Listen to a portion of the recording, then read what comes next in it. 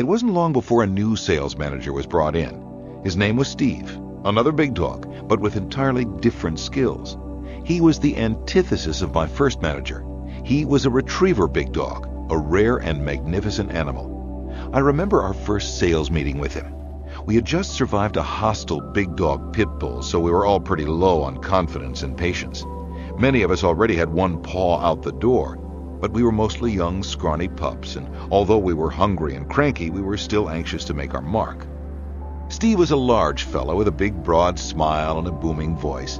He was kind of like a big old St. Bernard of a man. He was strong and friendly, but he could turn sarcastic and nasty in a heartbeat. He was also a big believer in training, something my first manager rejected. After that meeting, he sat each of us down individually and got to know us, know our habits, our social lives, our personalities, and our hobbies. I recall that he seemed to listen a lot more than he spoke. After each meeting, he set out specific tasks for each of us, which were slightly different from person to person. He had the pit bulls making cold calls. He had the retrievers making customer service visits. The chihuahuas were conducting market research, while the poodles were schmoozing key prospects. Meanwhile, the bassets worked on strengthening the relationships with some of the biggest clients.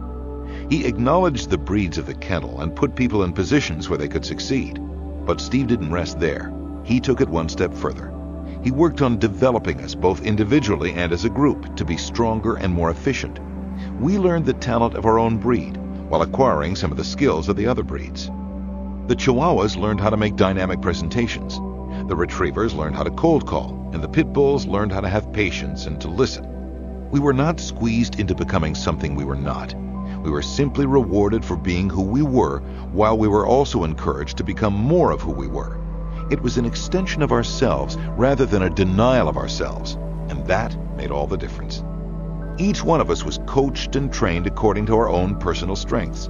Steve spent a great deal of time learning our strengths and developing them early.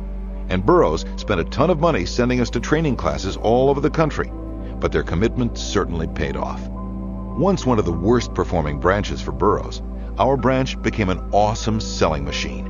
Within 18 months, we became the #1 branch per capita sales in the country, and I became #1 in the U.S. Steve took the time to identify the breeds of dogs he had working for him, and as a good trainer, proceeded to groom us all to be fierce hunters, loyal companions, and voracious learners. Each of us took something with us from that job that we carried through the rest of our lives.